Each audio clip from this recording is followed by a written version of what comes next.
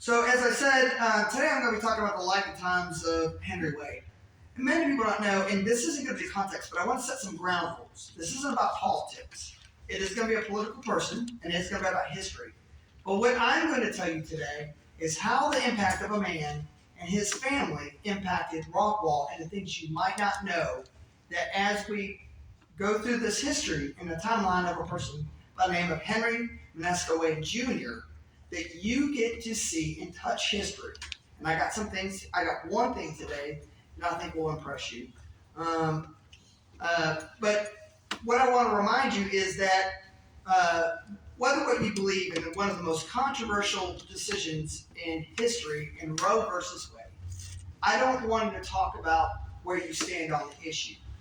What I'm going to talk to you is the man whose name was Wade in that. And so how Rockwall's development, how Rockwall's history ties into a national case, okay? So with that being said, a lot of people don't know that as you walk out these very grounds, you're gonna see some tie-ins, that there were two major families, and the DeWeeses. There are a lot of other families. But today I want to talk about the Heath family, and then of course the Wade family were closely intertwined. And they were mainly to the south of town, and that's where the farms were. And so Henry Wade was actually born in Kaufman County, and he married a woman by the name of Lula Wade. They had 11 children. I can't even count that on my fingers, guys. I mean, I need to borrow one. There we go. So, and of those 11 children, Henry Wade Jr. was born. 5 of those children became lawyers. And so when you talk about that amount, Henry Wade, the father, was our district attorney. And he was also our county attorney at a time. And what I want to show to you, this is a rare thing, and you don't get to see this often. To my left is a book of Henry M. Wade Sr. That book is from 1918, 1919, 1920. That book is all the different cases that we had here. Back in those days, they weren't as sophisticated as the court cases that you see today. There are things like the state of Texas versus one white man, name unknown. Now, I don't know how today that would work in any court case, but it's in that book. One Mexican. There wasn't a deliberate. The time period is very different than what we have today. And I'm also today, as I get you through the mind, I found an article from 1977 in D Magazine. And so the context that I want to say, I'm not here to offend anyone, but understand 1977 is different than we have today. And so I wanted to share, I thought it was very insightful at the end, to show you his insights of how he picked the jury. So you got to see the mind of Henry Wade. Now, Henry Wade graduated and was born in Rockwall, Henry Wade Jr. He graduated from Rockwall High School in 1933. He was valedictorian. I also want to remind you that high school here in Rockwall High School, the first high school was built in 1925. So in his world, it was still a relatively brand new high school. Education system at that level was relatively new. He then went to graduate and become president of his class at the University of Texas, his senior year, graduating with highest honors that included John Collins. Now here's an interesting tidbit that people don't know. This very ground that we stand on today, he served as the Rockwall's county attorney at the age of 24 in 1938. Why is that important to the history here? That is when that courthouse was considered to be demolished. So from what my records show, he would have been the attorney advising to demolish this very building. His brother, Robert, was the county attorney before him. When the new courthouse was built in 1940, finally finished in 1941, the cornerstone shows his other brother, his younger brother, Ferris, on the cornerstone below. So when you talk about Wade history of 5 attorneys coming from the Wade family, 3 of them followed in their father's footsteps here that I have seen from court documents. They all had unique tie-ins. And I'm going to show you also that these histories of families tied into each other and did play into his life later. So, as this courthouse is demolished, he didn't have something to do, I guess, because no one can tell me what they did in 39 because there was no courthouse. So I don't know if there was a break. We were looking for some court documents yesterday, and there looks to, I'm not saying there is, but looks to be a law. And so it doesn't look like much got done in 1939 to 1940, other than elections.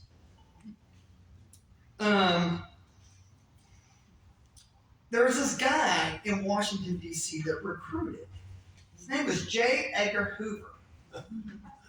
And he recruited Henry Wade Jr. to join the FBI. And so through that process, officially, he was commenced with the FBI from 1940 to 1943 as a special task force based out of Dallas. And during that time, he participated and was integral in the capture of 30 German spies. And then after that raid, he went on to join the Navy in World War II and became highly decorated. After leaving the Navy in 1946, he decided to open a law firm. Apparently, in Dallas at that time, there wasn't much need for a lawyer. So he came into office and says, you know what I think I'm going to do? I'm going to run for DA in 1946. I guess in 1946, he decided he was going to run for DA. A gentleman by the name of Will Wilson, who was more well-liked than he and had a bigger name in Dallas, beat him in a runoff. There were, I believe, 8 people that ran for DA that year. But Will Wilson, after he beat him, 3 days later, asked him to join his staff in the runoff. And so he joined. In 1950, Will Wilson resigned to run for state attorney general. At that point, Henry Wade Jr. decided he was going to be the next DA. And with little result, he decided he was going to make it that he was going to be tough on crime. Casinos and gambling were running rampant in Dallas at that time, and he decided he was going to be that face of change. So he ran. Wade launched a tough policy on drunken drivers. So after he won his election, before the election, there had only been 125 convictions for drunken drivers. In 3 months, they already had 140 under his term. By year's end, 1,225 drunken drivers had been convicted in that year. Some of the things that he said during that time is that he wanted to be an open door policy. His philosophy was to get the conviction now and then let the Dallas News take care of the court criminal appeals if they appeal. That was his philosophy. Let the news handle the rest.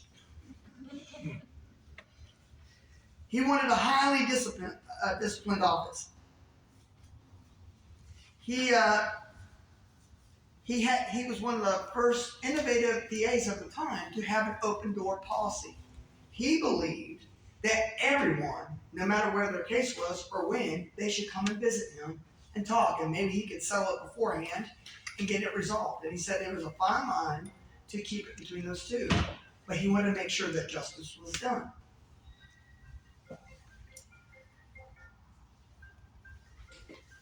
So, 1960s, well actually, in 1957, he decided he was going to run for Congress. And it didn't turn out, well actually 1956, he ran against conservative Republican Bruce Alger. Now at that time, they decided they wanted to run against him because at that time, both were considered conservative. And conservatism was a big deal in Dallas. and that he was a pro-family candidate. And so they felt that the squeaky clean and good-looking Henry Wade Jr. would be a great fit for Texas. But it was not to be. And that was the shift election believed that Republicans started gaining in Texas back then because they rode on the waves of Eisenhower. Then there was a dark day. November 22nd, 1963. Henry Wade was faced with being the attorney that would have to deal with our president assassination and all the ramifications that had impacts right back even here to Rockwall County. And as we approach that anniversary of almost 70 years now, right? Or no, 60. 60. My math is getting awful.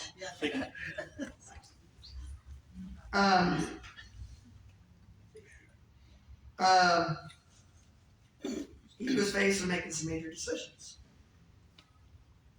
And he didn't get the opportunity to hold that trial, but he did on Jack Ruby.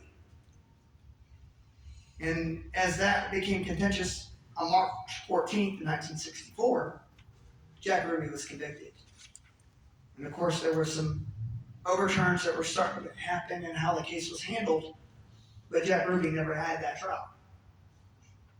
But during that time, in 1960, President Kennedy, you may not know, is that Henry Wade was considered to be a federal judge by Jack Kennedy.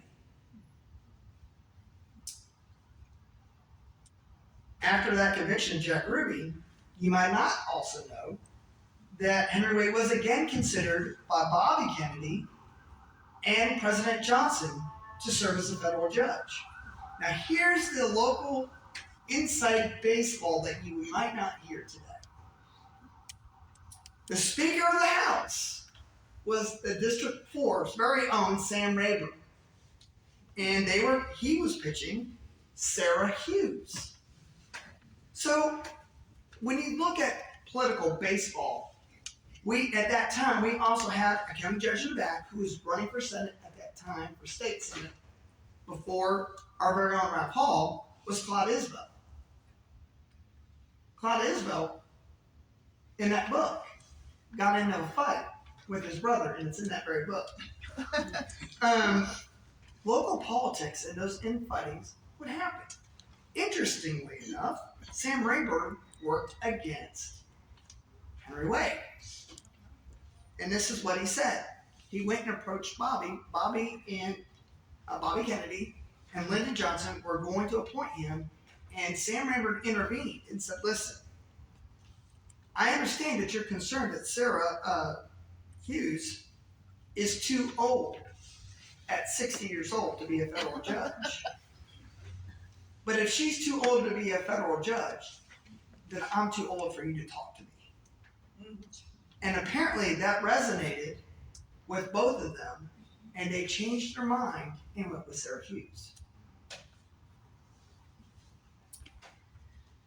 So we now move into the flower age.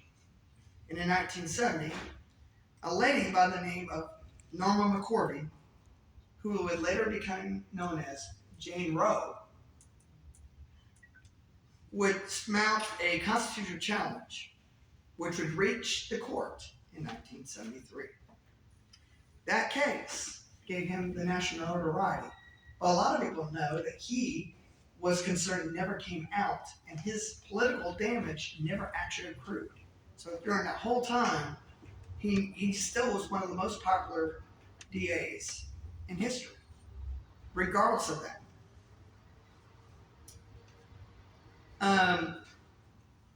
He's considered by they did a poll, and he's considered one of the 120th most influential lawyers of the 20th century.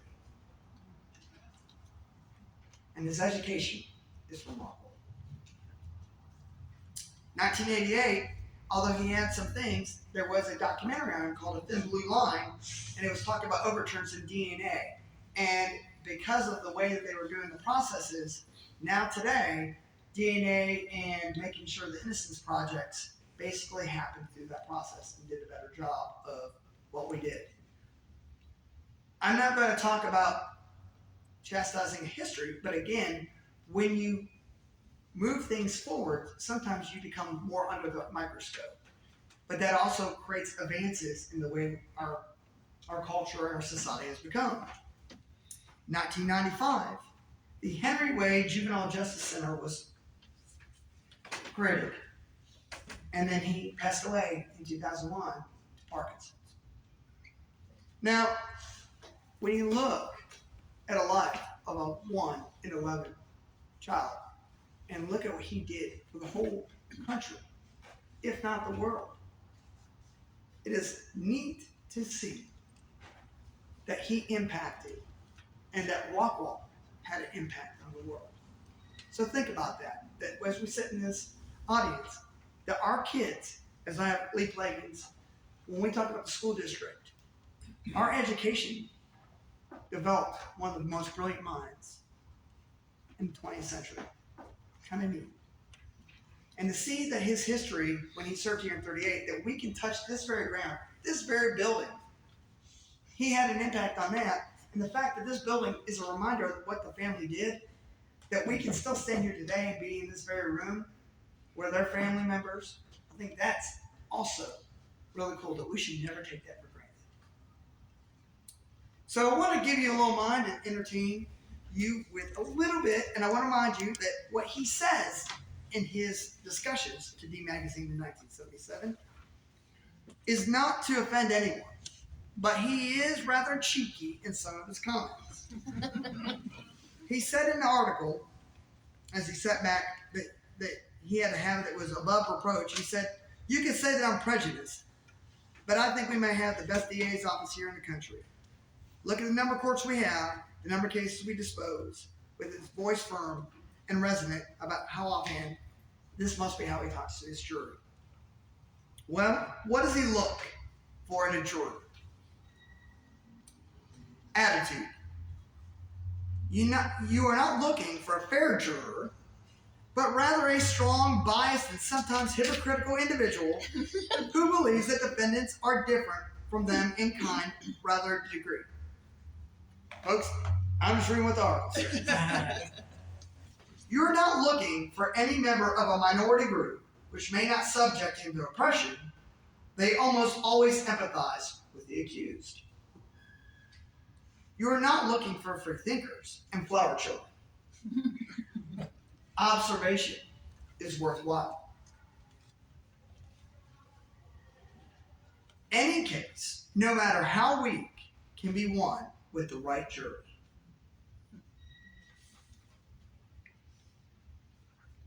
Look at the panel out in the hall before they are seated.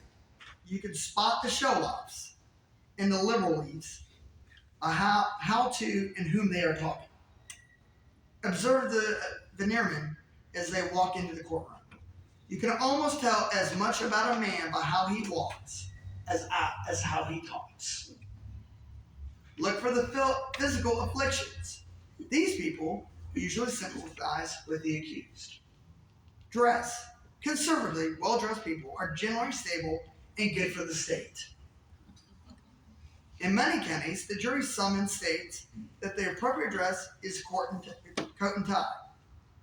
One who doesn't wear a coat and tie is often a nonconformist and therefore a bad state juror. Women. I don't like women jurors because I can't trust them. It's in the article. He said we didn't. I want to be clear. I am not saying this. They do, however, make the best jurors in cases involving crimes against children. It is possible that women's intuition can help you if you can't win your case with the facts. Young women too often sympathize with the defendant. Old women wearing too much makeup usually are unstable. Therefore, are bad state's witnesses. It is impossible to keep women off your jury, but try to keep the ratio at least 7 to 5 in favor of men. Weight. Extremely overweight people, especially women and young men, indicates a lack of self-discipline and oftentimes instability. I like the lean and hungry look. Age. People over 40 are more settled and more ready to believe that criminals are to be punished. Race. Minority races are always empathized with the defendant. Demeanor. Attentive, intelligent-looking veneermen that you are able to communicate with on Verdar will generally be all right. Always observe how the veneer will react when being questioned by the defense attorney and compare it to the veneerman's reaction to you.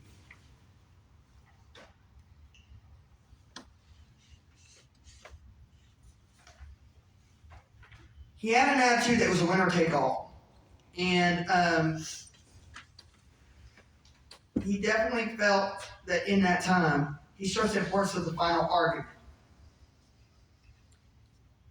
And he would always tell and point to the young prosecutors not to forget to point out, sin involved is well a violation of man's law, with phrases such as, I'm not a Bible thumper, but I do know that if we don't live by the 10 Commandments, then we lose any chance for decency that man has in this world. Courtroom zeal is one problem of the law, according to Henry Wade, but there's a larger problem, much larger. For 90% of all justice in Dallas is dispensed without a jury or trial. In some cases, literally outside the process is called plea bargaining, and it is much as part of the American criminal justice as black robes and bail bonds.